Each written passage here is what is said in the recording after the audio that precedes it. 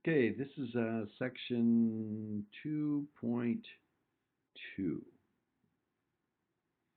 chapter 2, section 2, and I'm going to do number 1 on that one. And it says V is equal to, V of t is equal to 24 times 1.07 to the t plus 6 sine t.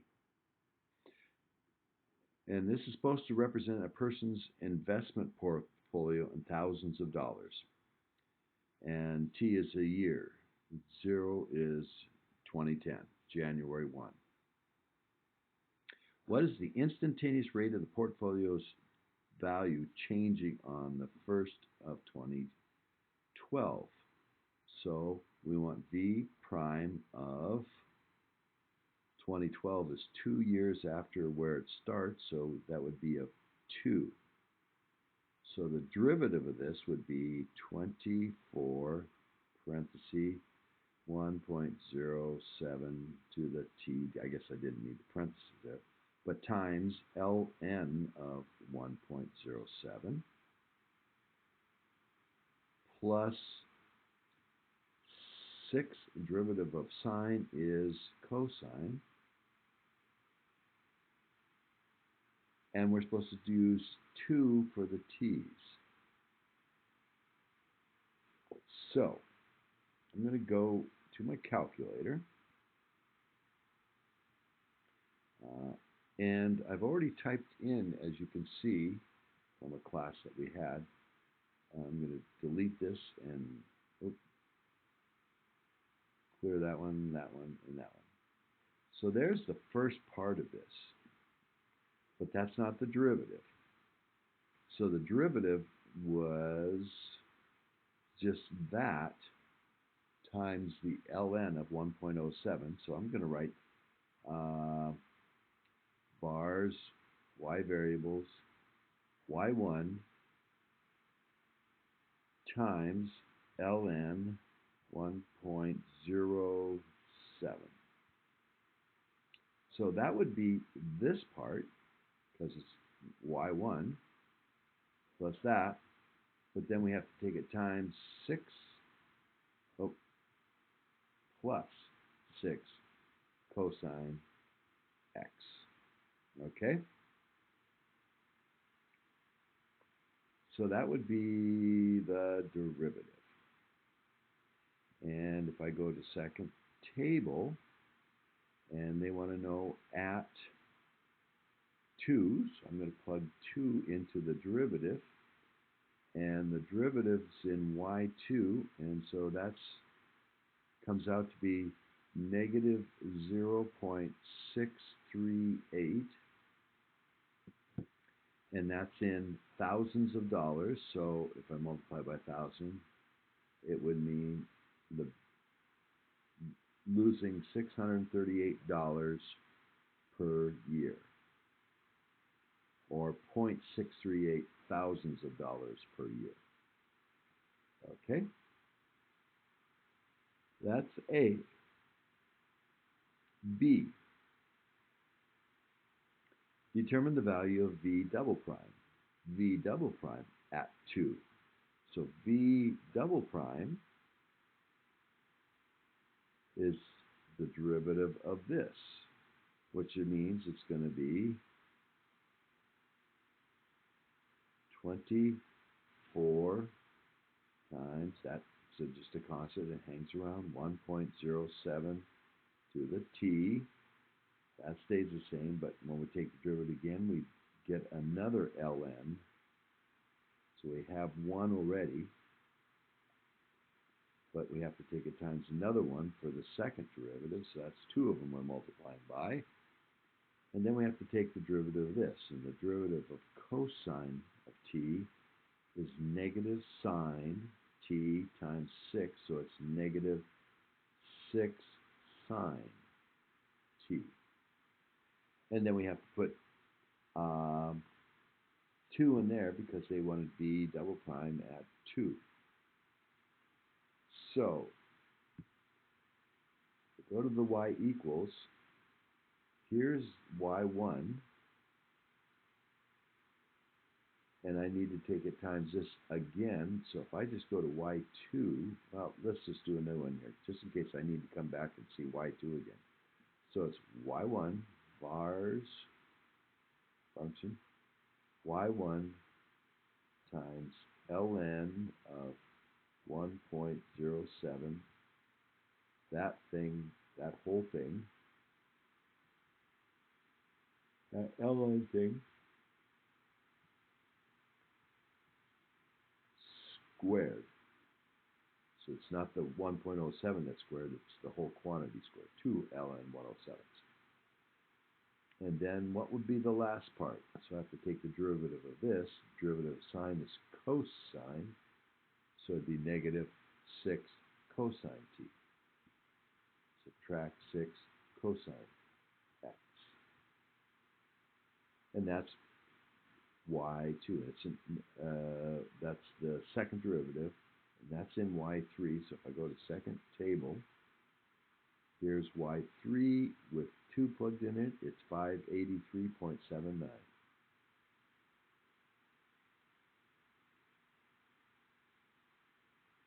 And we were supposed to determine the value. So the derivative is how many dollars per year, and this will be how many thousands of dollars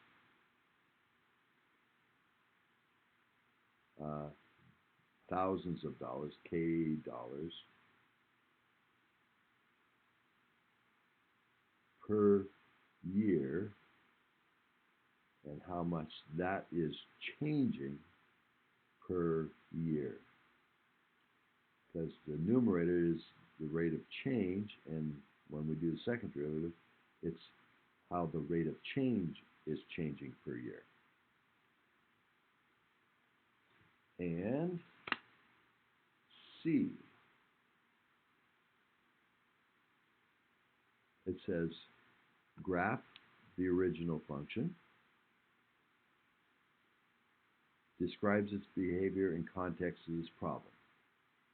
Okay, so here I don't have the full original function, and I'm using y1 in the derivative, so I'm just going to type in the whole original function, which is the y1, and the rest of it is plus 6 sine t.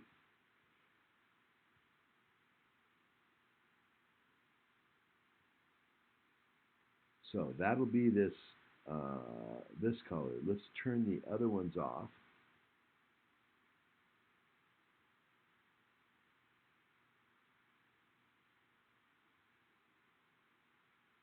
Actually, I'm going to leave that one on. So the blue one I'm leaving on, which is just the exponential, and I'm going to graph. And if you're not getting it right away, the units I have, I've put in for 0 to 20 years after January 2010. And I've got the maximum at 100 for Y, 0 to 100, and then thousands of dollars, so it's $100,000. So once again, there's the graph of just this part of it. Now, if we add the sign to it, that's going to add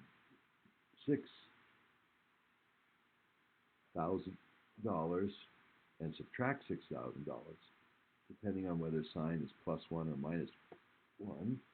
So if I go down here and do that, turn this one on, we'll see what that looks like. It should look like a sign is pushing the curve up and then pushing it down and then pushing it up. And you notice that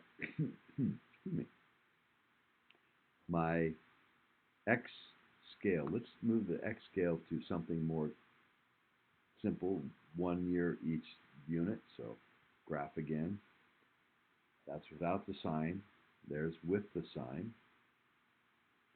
You notice it goes up at first over the first 1-2 years. Let's see if I can get a better spot here for you to see it. That's a little bit, if I tip it up. Um, it's going up for almost 2 years, then it goes down for the next few years, and then it goes back up, and it takes about 6 years. 1, 2, 3, 4, 5, 6. It's actually 2 pi years because the sine cycle, the period is 2 pi, and t is years, so it'd be 6.28 years. It's ready to have a peak up and then go back down and then up and down again for the next 2.8. So I'm looking at 6, 9, no, 6, 12, 18, 19, 20, 20 years, remember? So, C, describe what this behavior means. So, it's exponentially growing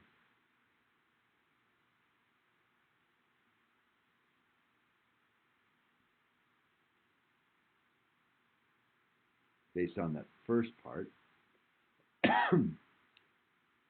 but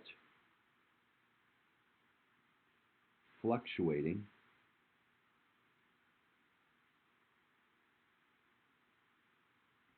every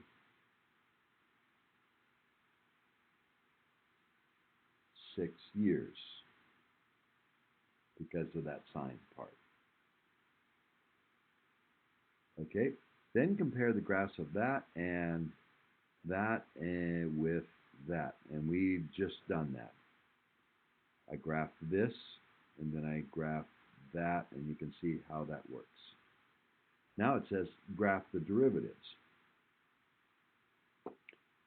Well, the derivative of the blue just itself is going to be something, where the slope is increasing. Not by a lot, but it's gradually increasing. Why am I getting so much reflection today? Maybe if I turn that on, it'll help. Oh, okay, I'll have to tip it up, or let's see, can I tip it somewhere?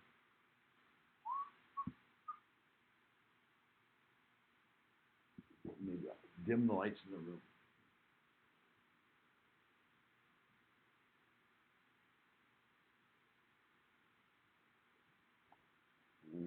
I don't know if that's doing it either. That's a little bit better. Okay. So the slope of this one's just a gradually increasing. So we should see something where it's just the slope is of the derivative should be of just this part should be just a line increasing.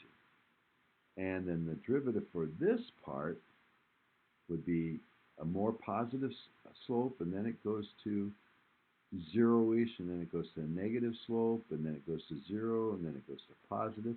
So if I'm going to have zero slope, I'm going to need to see lower. So I'm going to go to my window and look down lower in the y. So I'll go minus 10. Maybe that's enough. Oh, let's make it 20. So this is what the graph looks like now with that extra space down there. And they want us to look at the derivative of that first one, which was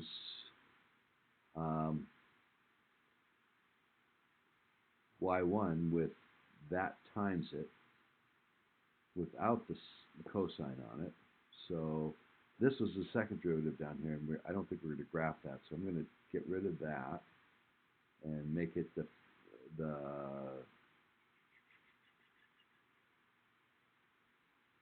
take the square off of that and take all of this off. So that's the derivative of this first part, the y1 with just an ln 1.07. So that graph looks like that.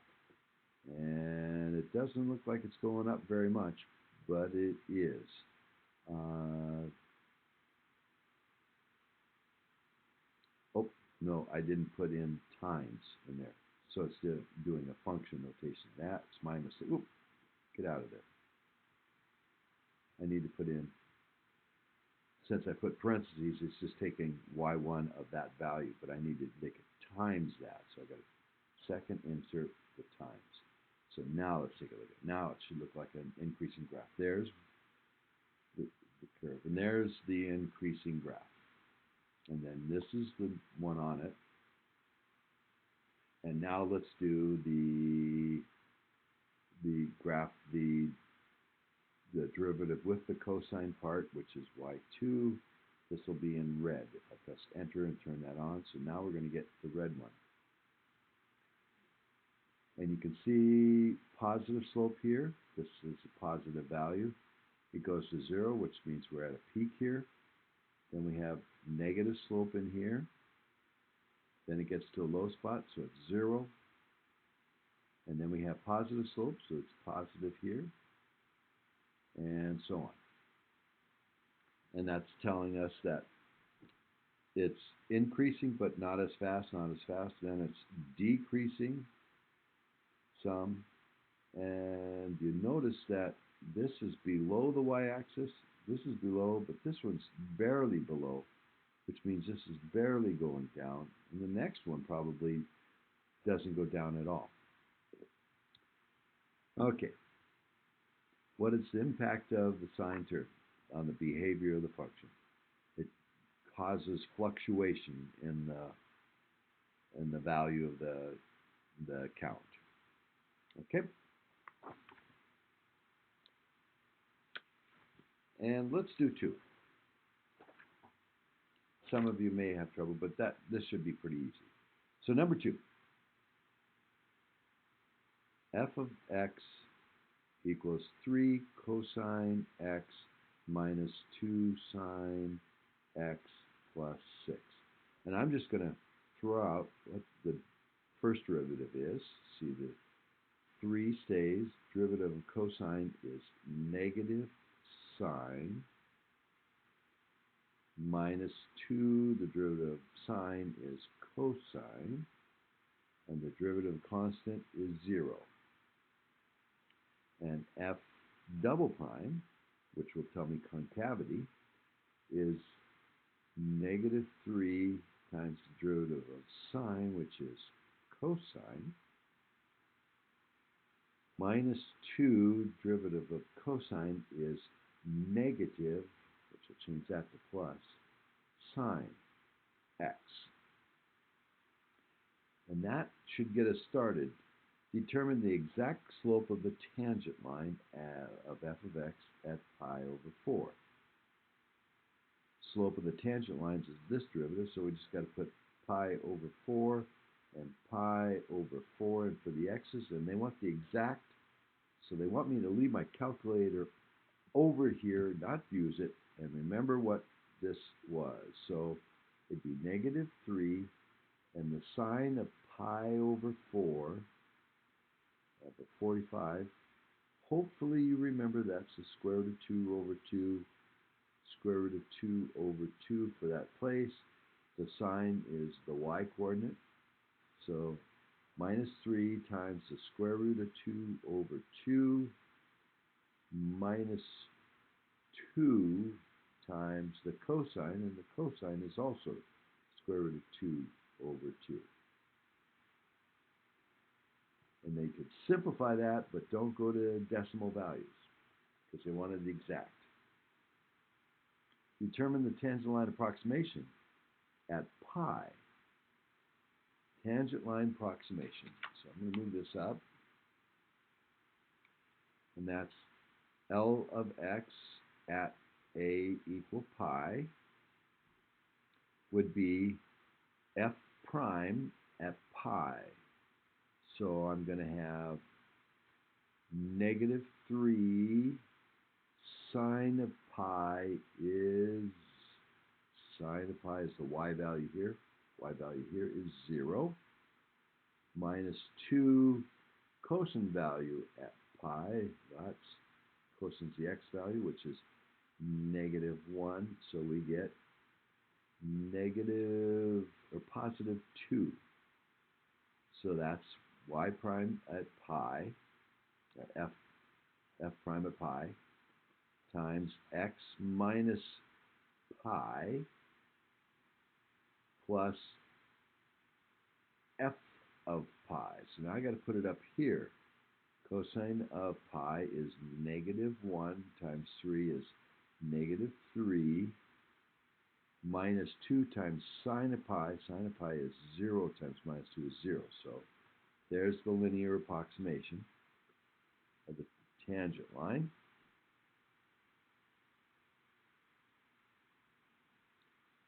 C says, at the point pi over 2, is it increasing or decreasing or constant? All I have to do is put that into here and find out if I got a positive or negative value. Pi over 2 is up here, so the cosine is 0 and the sine is 1. Cosine is 0, so all this is gone, and the sine is 1 times -3 is f double prime at pi over, no, f prime at pi over 2 is -3, so decreasing. It's got a negative slope. D, at 3 pi over 2, does a tangent line lie above the curve or below? So 3 pi over 2. 3 pi over 2 is pi over 2, 2 pi over 2, 3 pi over 2 is down here, where the sine is -1 and the cosine is 0. That's the coordinates of the point down there. And we want to know, we don't need to know the tangent line, we just want to know if it's above or below. So we need to know the curvature. So we're going to put the 3 pi over 2 in here. So we're going to get f double prime at 3 pi over 2 is -3 times the cosine there, which is 0, plus 2 sine of 3 pi over 2, which is -1. And so that works out to be -2. Since it's negative, the curve is curved down, and any linear approximations would be below. Does the tangent line lie above the curve or below the curve, or neither? Can you answer your question without graphing? I did it without graphing. I went to my second derivative to decide. Okay?